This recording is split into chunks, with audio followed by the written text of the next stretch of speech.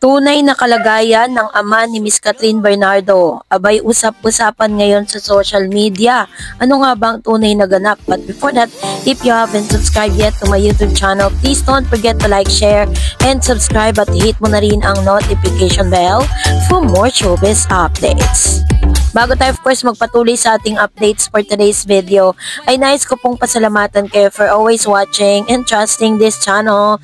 Thank you so much sa inyong laging panonood at palagi ang pagsubaybay sa mga updates po natin.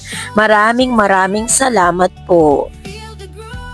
At ngayong araw, ito na pag-usapan natin dahil talaga namang nagiging emotional ang isang Mama Min Bernardo dahil po sa isang mensahe na kanya pong ipinost, no? Ayon po sa ulat ng kami.com.ph, isinulat ng ina ni Catherine Bernardo na si Min Bernardo ang isang taos-pusong mensahe para sa kanyang anak na si Kay Bernardo na kapatid ni Catherine. Tinawag ni Min bilang may ever-loving, ever-giving child si Kay dahil sa kanyang pagiging maalaga at mapagbigay sa kanilang pamilya. Binanggit na sobrang pag-aalaga ni Kay sa iba, paminsan-minsan ay nakakalimutan niya ang kanyang sarili, kaya hinimok siya ng ina na huwag kalimutang alagaan ang kanyang sarili. Hiniling niya na mahanap ni Kay ang isang taong mamahalin siya ng kasing dalaga tulad ng pagmamahal na ibinibigay niya sa iba. My deepest wish is for you is to find the person who will love you as purely as you love others, who will make you laugh, protect your heart, and walk with you for the rest of your life. Sinapos ni Min ang mensahe sa pagpapahayag ng kanyang pagmamataas at pagpapala na maging ina ni Kay. Sabi niya, "You are one of the greatest blessing and I always be proud to call you my daughter." Ang mensahe inilathala bilang pagbati sa kaarawan ni Kay, itinuturing na bahagi ito ng pampubliko at positibong imahe ng pamilya na nagpapakita ng pagbubuklod at pagmamahalan sa pagitan ng ina at anak. Sa ating pananaw, ilang mahahalagang tema ang lumilitaw at may mga punto rin na maaaring pagnilayan. So, napakaganda ng mensahe dahil ipinapakita dito na kinikilala ng inang pag-aalaga at pagsasakripisyo ni Kay para sa pamilya. Ito ay mahalagang pagpapahalaga sa loob ng kulturang Pilipino na mataas ang respeto na utang na loob at pamilya.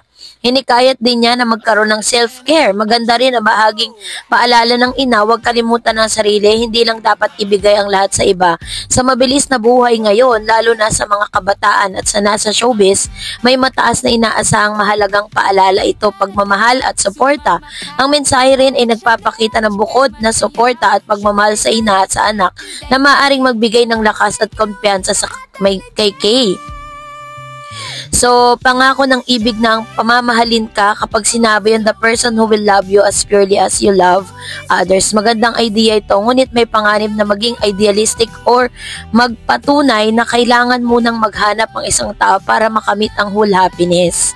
So, in the end, sa kabuuan ng mensahe ni Miss Min sa anak na si Kay ay puno ng pagmamahal, suporta at pagpapahalaga at ito'y dapat pinupuri. Gayunpaman, bilang opinyon, mahalagang paalala rin na ang tunay na kaligayahan at self-worth ay hindi lang nakasalalay sa kung sino ang mamahalin sa atin, kundi higit sa lahat kung paano natin minamahal at pinapahalagaan at inaalagaan ng ating sarili. So, naging emotional nga ang isang Mama Min habang ipinopost niya po ang kanyang very heartwarming messages para sa kanyang anak na si Miss Kay na kapatid ni Miss Catherine Bernardo. At sa isang balita pa nga, kumakalat po kasi ngayon sa social media, lalo-lalo na sa Reddit at sa X. Pinag-uusapan po ito, isang malaking chismis na kung saan ay idinadamay na rin ng mga bashers ni Miss Catherine Bernardo ang pamilya niya, no? Dahil talagang grabe po yung hate campaign sa ginagawa sa kanya. Siguro ginagawa ito ng mga bashers dahil gusto nila na talagang i-exceed yung patience ni Miss Catherine. Sa isang post kasi na kung saan ito ay parang dinebunk ng kampo ni Miss Catherine. Anyway, mayroon lang tayo lilinawin dito. May pinapakalat ang tumbong tards na naghihirap daw si Kat sa Kabanatuan at naka-oxygen daw si Tito Teddy. FYI, fake news. May naghihirap ba na dalawang bahay nila? Yun sa Kamuning at yung iniwang bahay nila sa Commonwealth, walang nakatira. So, yan yung ilan sa mga fake news na kumakalat na ito daw na tatay ni Miss Catherine Bernardo ay naka-oxygen na. Parang sinasabi nila na mahina na raw yung tatay ni Miss Katrina, no?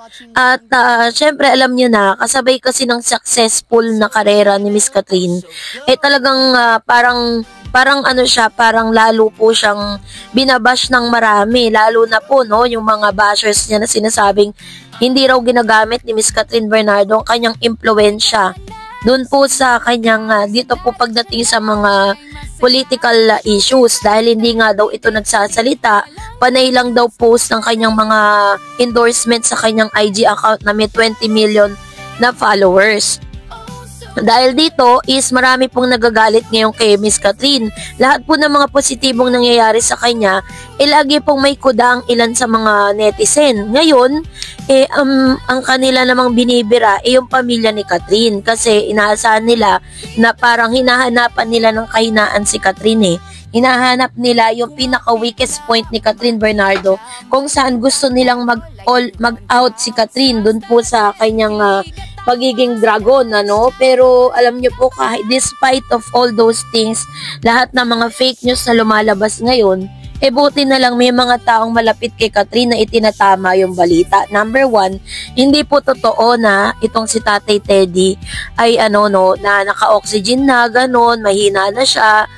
Hindi rin po totoo na yung kanila pong bahay sa Kamuning ay ay naghihirap na daw sila, at kasi yung mga bahay po nila hanggang ngayon mga bakante at walang nakatira. Kasi Katrin Bernardo nakatira pa siya sa isang napakamamahaling condominium sa BGC, kung saan kapitbahay niya si Sarah Geronimo at saka po si Miss Karen Davila. So sino po yung naghihirap dun? 'Di ba? Ang dami po mga businesses ni Miss Katrin, ng mga Bernardo clan, ng Bernardo family. Bakit po masasabing naghihirap na si Katrin? So, isa lang po 'yan sa mga masasabi nating hate campaigns na talagang ikinakalat ng ilang mga bashers ni Katrin Bernardo. So, sakaling dumaan po 'yan sa inyo pong feeds, wag po kayong magpapapaniwala, kasi hindi po 'yan totoo at wala pong katotohanan diyan. Lahat po ng mga kaganapan ngayon kay Katrin is talagang imbis na puro negatibo ang lumalabas, puro positive ang lumalabas ngayon.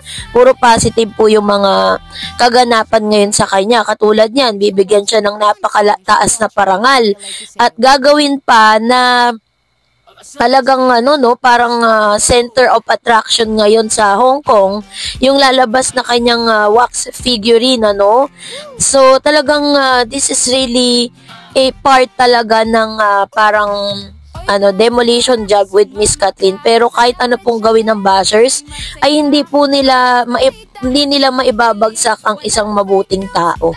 So that's it for today. For more videos and updates, please don't forget to like and subscribe, and please don't forget to follow my Facebook page, Dar Eds TV and Dar Eds channel.